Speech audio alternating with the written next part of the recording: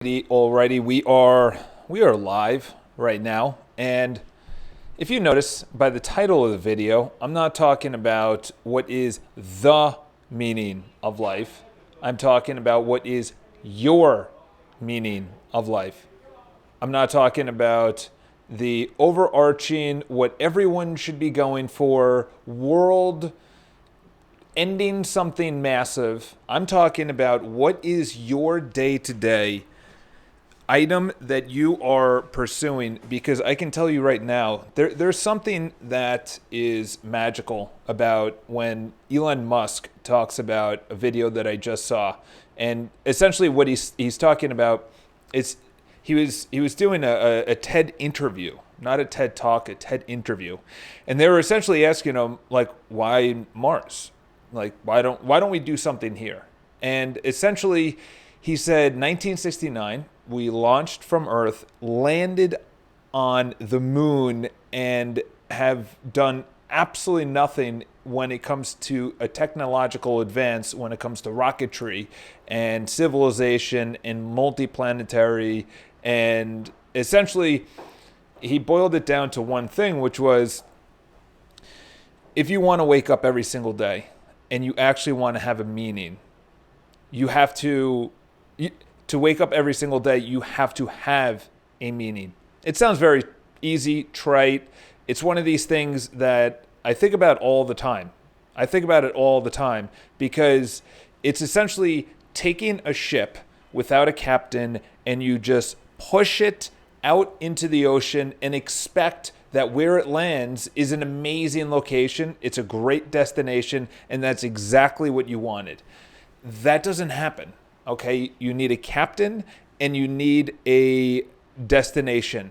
You need an area to pinpoint, especially if you're a guy. I was discussing this on a date last night, and essentially what I was saying is that men need something to go after. They need a precise thing that they look at. And if you're not looking at something, I know someone that's very close to me and they're not in the best of health. And then I think about it and I say, this person had an amazing influence on my life. And I'm like, say they pass on, I'm going to be at that age. I passed someone today on the Upper East Side when I was going between appointments, and this woman was standing there and she had a caregiver, and the woman was just standing there. That was her day. That was her day. We will get there. That's guaranteed. That's guaranteed. This isn't a dress rehearsal.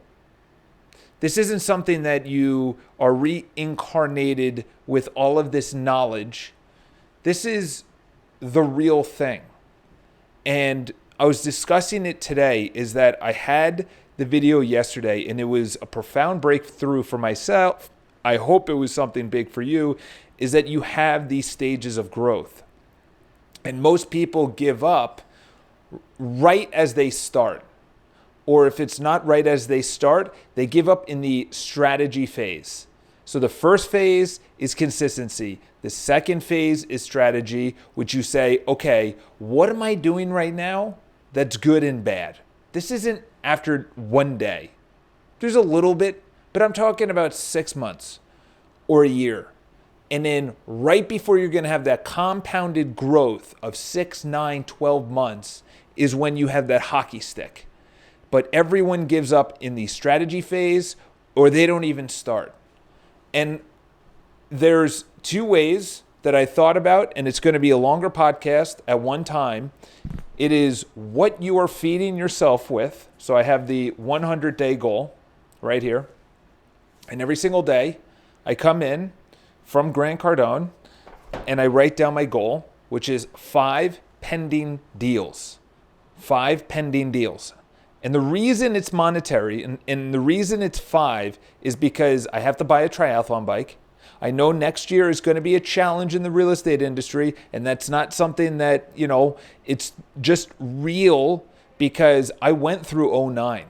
And if you are not crushing your face on your phone and at appointments and getting better, you are not going to survive. Douglas Elliman, which is a huge real estate corporation, 80% down in their 80% down in their net 80% down in their net profit. That's Douglas Elliman. There's a lot of people within other brokerages that are going to feel a pinch. And what they say is that you overproduce and then there's not enough people to consume that. So guess what? It has to get weeded out. So overarching gives you that why when you're tired this morning, because I was out last night with some girl. I was exhausted. Someone I know, my dad, is having these not so good health-wise. There is every excuse. It's Veterans Day. 3 excuses. I'm tired. She slept over. My dad's in ill health. It's Veterans Day. Charles, you don't need to come in. I did. 61 dials today. It actually might have been more. 2 appointments for owners. Also a buyer. And I just did something where I took more leads and I'm going to load it up tomorrow. I didn't have a good day calling, but I know this is what I have to do to make money. This is what I have to do to get money so I can hire a videographer, so that videographer can follow me around, so then I can get this word out that personal development, my thing is personal development. That's my thing. Okay? It doesn't have to be grandiose. What they said in The Strangest Secret is that success is pursuing a worthy ideal. Pursuing a worthy ideal. And if you are not thinking about that every single day, so in this book, it's actually pretty good, okay? In the morning and in the evening. Morning is, what are your tasks? What is your goal? What are you going to do for it? In the evening is, what were the 3 good things? What were the 3 bad things? How are you going to improve? Final thoughts. That's self-reflection. That is self-awareness. My self-awareness is insane.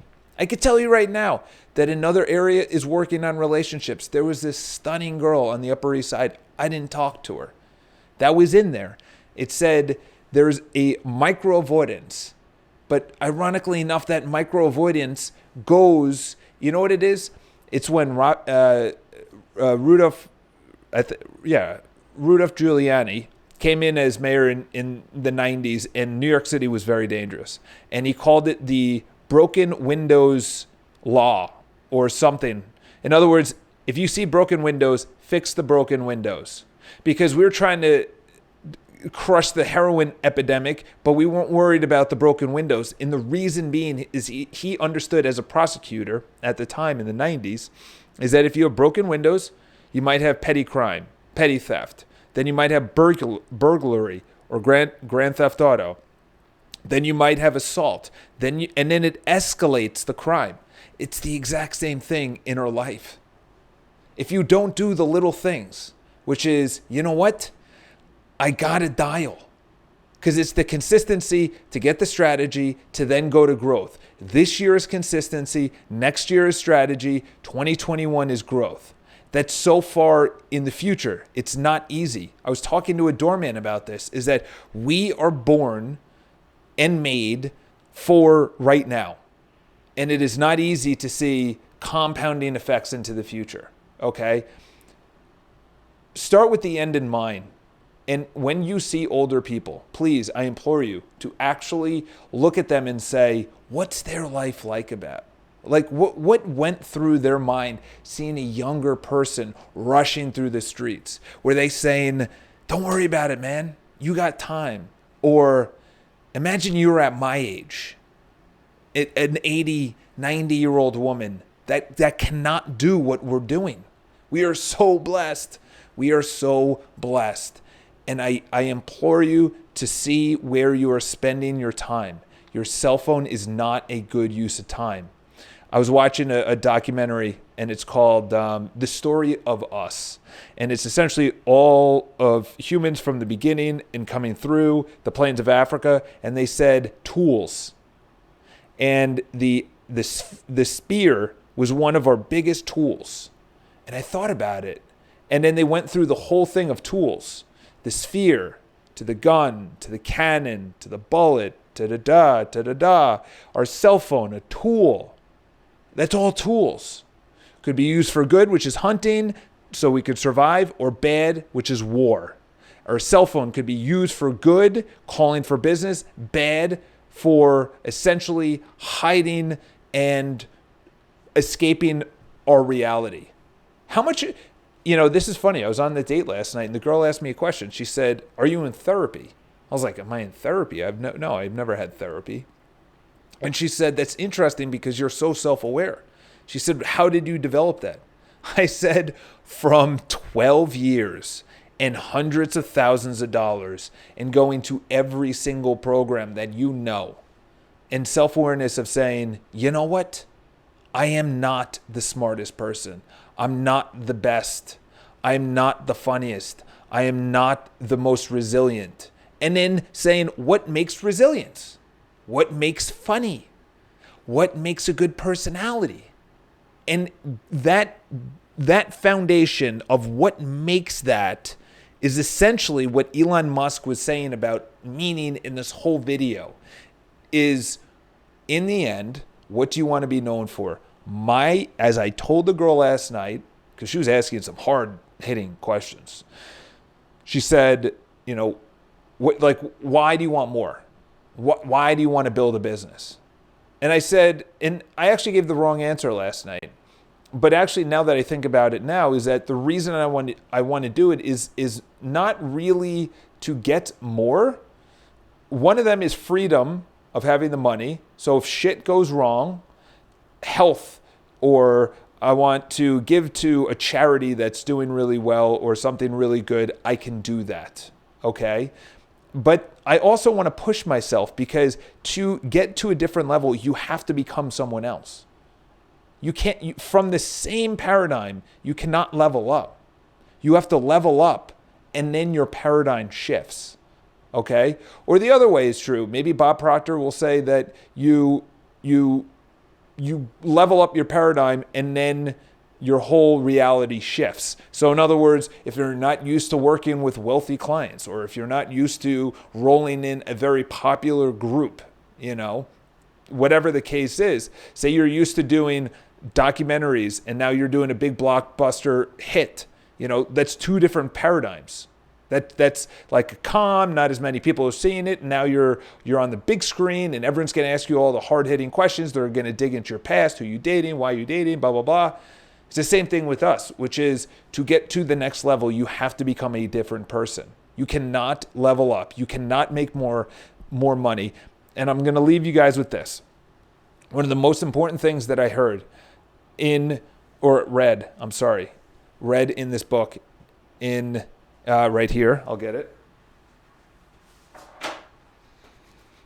The Speed of Trust is that you are exactly, so this is Stephen Covey's son. This is not Stephen Covey, Stephen Covey's son. You are exactly where you should be. Exactly where you should be, because you chose that life. You are exactly where your finances should be, your body, your relationship, your mindset, your outcomes. You are exactly where you should be. Not an iota better and not even a millimeter worse. You are exactly where you should be. I am exactly where I should be based on all of the processes towards getting business, towards developing myself. I know there's going to be a quantum growth, a quantum leap when I'm 40, and everyone's going to say, "Who's this Charles Botensten guy?" Dude, I've been putting out videos since 28, okay? That was 12 years ago. Say I'm 40, and I'm saying that, okay? I was looking at this other guy today. He looked really stressed out, and guess what? He didn't have a lot of hair. So I said, okay, if he's stressed out, which was part of the therapy question that this girl asked me yesterday. She's like, "Have you ever?" No, I've never done therapy. Never done therapy. Nothing against therapy. Never done it. And the reason being is that for you to dig into your past and understand your insecurities is the hardest thing that you could do. Why am I the way that I am? And by the way, it stinks. It's probably from your upbringing. Everything. Your relationship to money, your relationship to whoever you like. Okay, your relationship to learning, your relationship to food or alcohol or partying or staying up late or waking up early, your relationship to that essentially dictates who you are right now. And that was formed from age 0 to 7. So if you had a great upbringing, you're probably a great person, but maybe you're not resilient, or maybe you're not driven. Or the person that grew up dirt poor has appreciation for money because they know exactly what it's like to not have anything. Going back to the last thing I'm going to say about this is that if you know where you are, you accept, truly accept, this is where I am financially, okay? Back to yesterday's video is that the only way to get better or improve your life is not using old thinking. That's why 1% better is so important. It is learning and understanding the smallest thing that you then weave and tie together, and now you are a completely different individual. Okay? This is over a while. Okay? She's asking me about this. I said, I was a fucking mess in college. I was a disgrace in high school. I was putting my last name to shame all the way to 23 years old. Partying, being a bad person, just really bad past. Okay, yes, there's people with way worse pasts than me. But I was so fixed mindset that at 23, when everyone was graduated, 22, everyone was graduated from college. I wasn't. It was the summer. After everyone was done, they're getting their beautiful new jobs in their $60,000 corner offices as their first year at Goldman Sachs or at all these banks. I still haven't graduated college. That's when I said, maybe I should get this shit together. Maybe this thing called life is not just studying books and then getting jobs. And then that's what started the journey. 12 years later, it wasn't therapy. It was personal therapy. It was self-awareness. It was understanding, you know what? I need accountability. I need someone there. I need a coach.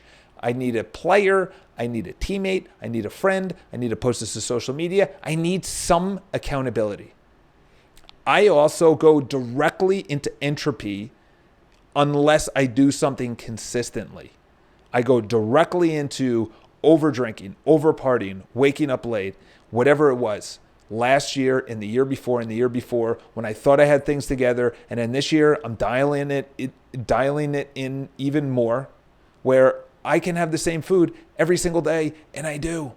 And I don't really care. I don't need variety because I look at all of the health things that has happened to other people and the amount of money that they have spent to ensure that they live longer, or they fight the disease, or they fight what they're going through. And I say, that's expensive. I don't want to go through that, and I don't want my family to go through that with me. That could be my kids or my spouse or whatever. And I'm also going to throw this out, and the reason I bring up meaning, your meaning, because there are a lot of people that think their job, I was one of them, that think their job is their number one meaning of life. And guess who thinks that? The people that's at your age and probably younger. Like me, for years, I thought my meaning to life was my job. I thought it was my career. I thought it was real estate. I loved it. I love real estate. And I said, this is my calling. This is my passion. And then this year I understood, holy shit, I'm looking at all these people that are sitting at desks in this entire office area at other companies, because it's at a WeWork, so you have other companies. And I started thinking, this person gets here really early and they leave really late, and they don't really look happy. And they don't have a ring on. And I've talked to them about it. They're single. They're in their 30s. They're not getting younger. I wonder if they're going to wake up at 40 and say, fuck, I wasted my 30s at my job. I wasted not finding a partner or a spouse or understanding what my calling is. Okay? It doesn't have to be overarching. Again, success is pursuing a worthy ideal. A worthy ideal. That worthy ideal could be becoming the best person you can be. You might be your meaning, which is pushing yourself to be a better public speaker, writer, musician, artist, author, whatever. You know, I was going to say public servant. We need a lot of those. So it's 2020. I have a calendar over here, and we counted out how many days, because I'm going out to Washington. I think I'm going out to Washington. I think it's Washington.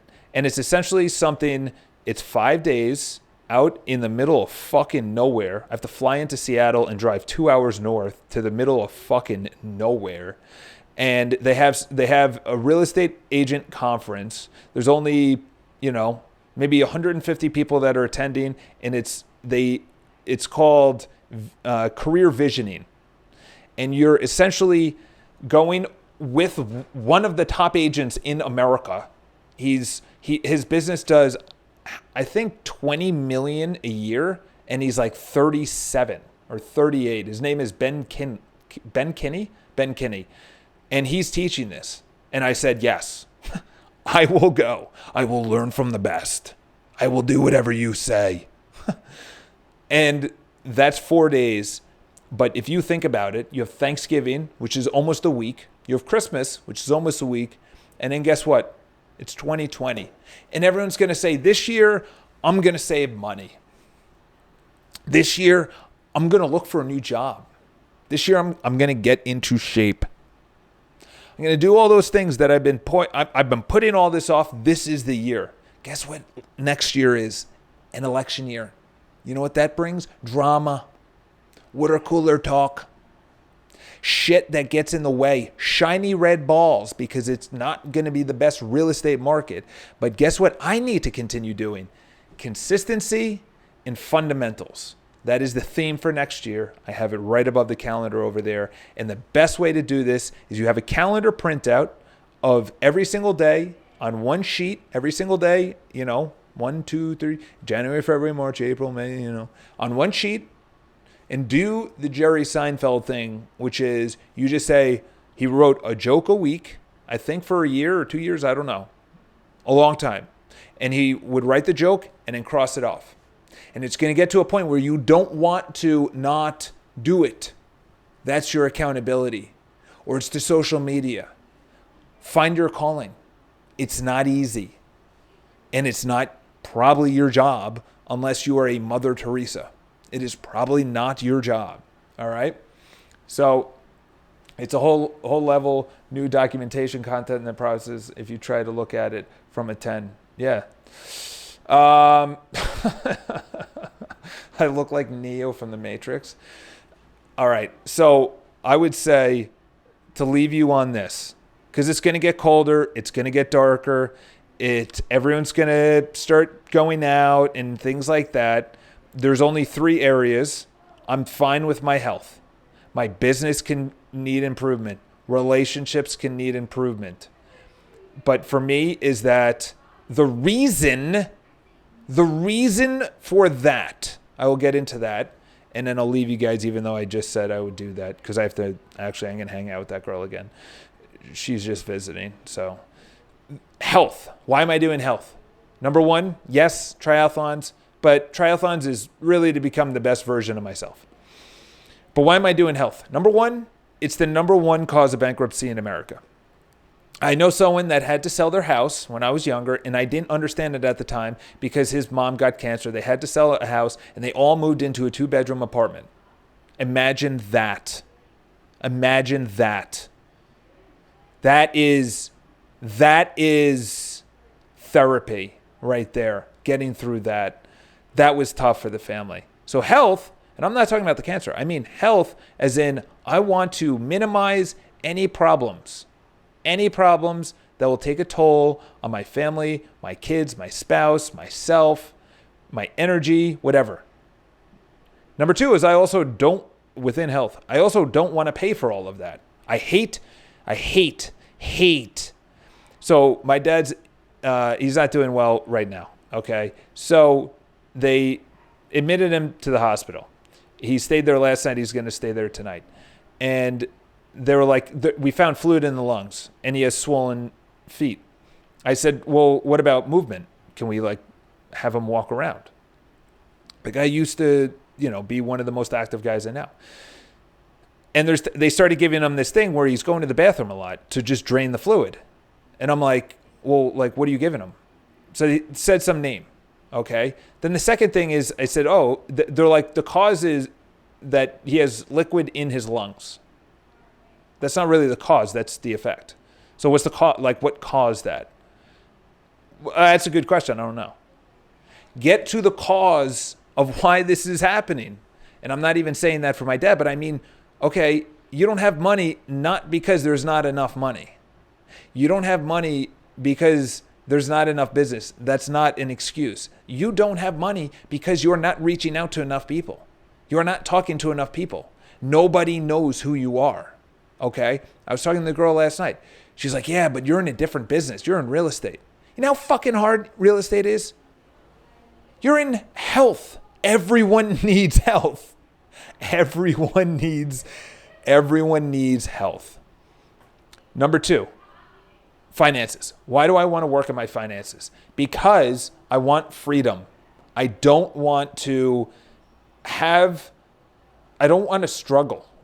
I also, when taxes continue to rise, and property taxes and sales tax and health insurance and all that shit continues to rise, because guess what? As Ronald Reagan said, we don't have an income problem. We have a spending problem. Okay. The government, that's what I'm talking about. They just like to tax more. Okay. Here's an idea. You spend less. Okay. That's why I don't pay attention to politics, because, they're all, income. The reason I want to focus on that is because at one time, I'm going to want to hire more people so I can get this message out that personal development is cool.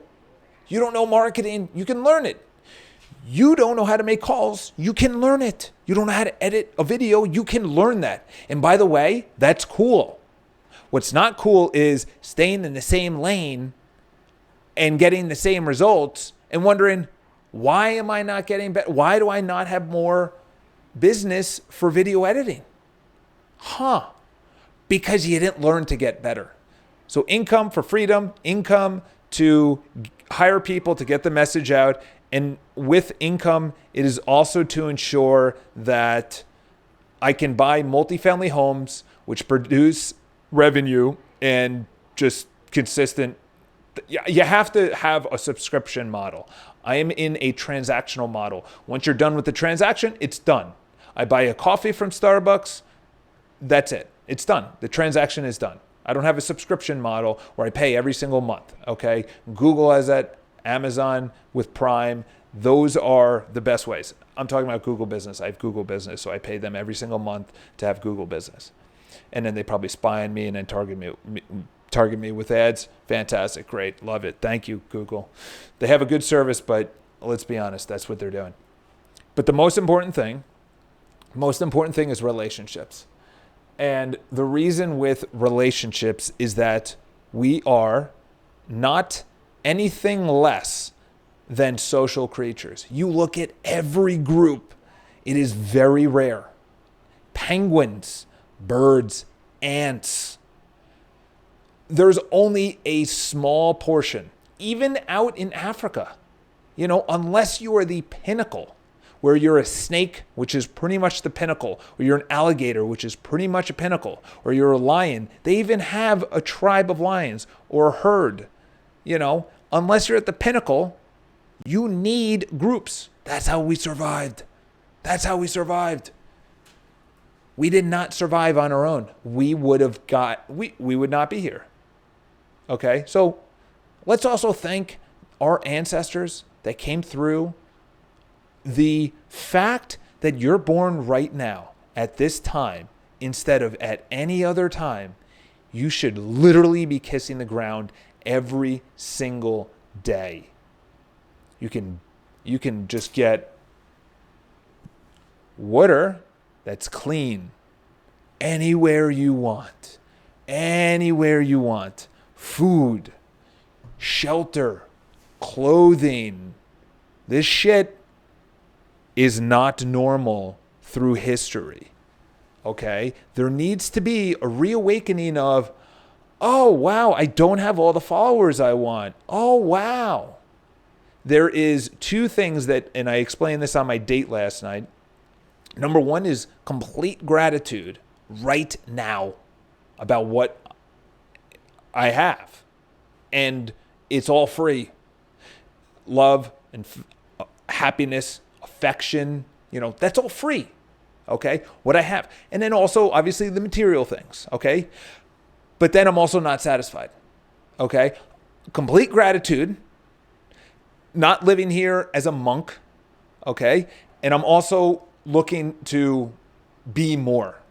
Not for anything else besides pushing myself and being content that I left it on the field. That's my meaning. What is yours? You should really dial it down from what I just talked about. That's really what it comes down to. And it's always going to be evolving. It's never stagnant. It's going to be fluid. I remember I thought going out and partying was everything. I thought it was all about relationships. I thought it was about hedonism.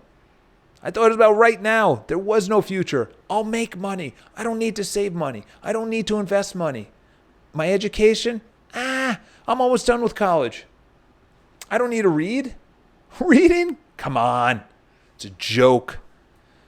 And now I'm at the wiser years that this is not anything but the real deal every single day. How many times are we thinking about, I wish it was the weekend. I wish this was tomorrow night. Tomorrow night, I'm hanging out with some other people. Wednesday night, I have drinks with a buddy that I used to work with. Great guy. Next week, I have a dinner with other friends. Then I have Thanksgiving with the family. I can't wait. But guess what? If you always are looking towards that, you're not actually saying, what am I doing right now that's actually bringing me closer to the goal, which is actually right in here. Within the book, right here. In whatever amount of days, so it's a 100-day journal. It says, to achieve this, I will accomplish these 3 micro goals today. 3 micro goals today. So I wrote down for today. And then you have the afternoon 3 struggles I encountered, blah, blah, blah. I think it's actually a good book. I think it's a good book. I'll let you know. It's like $7-8 on Amazon. So you have what I'm grateful for, which is, I love it. Love it that you start with what is gratitude. So today to achieve, so my goal is 5 pending deals, which I've already talked about. It's not health, it's not relationships, but I know within the next 6 years it's going to be, dude, you got to start talking to the pretty girls that you pass on the street. I know that's going to be, I talk to some, I don't talk to all of them. To achieve this, I'll accomplish 3 micro goals today. Number 1 is calls. Number 2 is send out my draft emails. So there are 6 very important to people that are ready to do business right now. And I was pushing that off. And I was like, oh, I'll send it on Monday instead of Sunday. It's like, send the fucking email. Number 3 is all for sale by owners. So every single week, new for sale by owners come into our CRM. So every single day, I get to work, I have the same breakfast, I then journal, and then I load up my CRM and I just start dialing. And guess what? I'm not good at it right now. I'm not. I have yet to close someone out of maybe 1,000 dials. But I have some really good leads. And again, I am just doing the first of the 3 parts, consistency. Then I strategize, which I am right now, and then the growth comes. I can't do it I can't do growth first. You don't go to the gym and grow. You don't go to the gym and say, I'm going to come here once a week, then I'll find out what to do when I come here. No, you go there every day. Then you say, okay, that's working, that's not working. I'm doing this properly, I'm doing this improperly, or I'm investing my money, but I'm not investing my money properly. You first have to invest your money. You first have to go to the gym. You first have to make a phone call. You first have to approach a pretty girl first. You have to do it. You have to do it. And this is the last thing. Jocko Willink, there's less of cultural approaching attractive women in the streets here in England than in the U.S., socially acceptable, but still. Chris, I didn't even know you're from London, by the way. That's pretty funny. Jocko Willink got a question, and I followed this YouTube channel. They put out a video, once a month, and it's good. Not needed to follow, but it's obviously worth it once I actually say that. Chris London, that kind of makes sense, by the way, that you're from London. So Jocko Willink was asked, they said, how do I move into fear? And no, the question was, Jocko, how do I step into fear? And Jocko goes, step. You just step.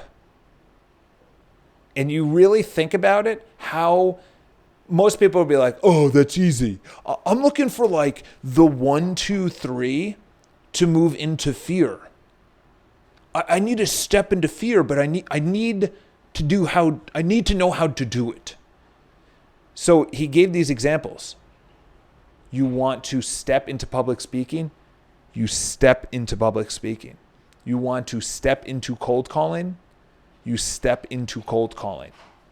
There is no try. There is no try. You don't try to do something.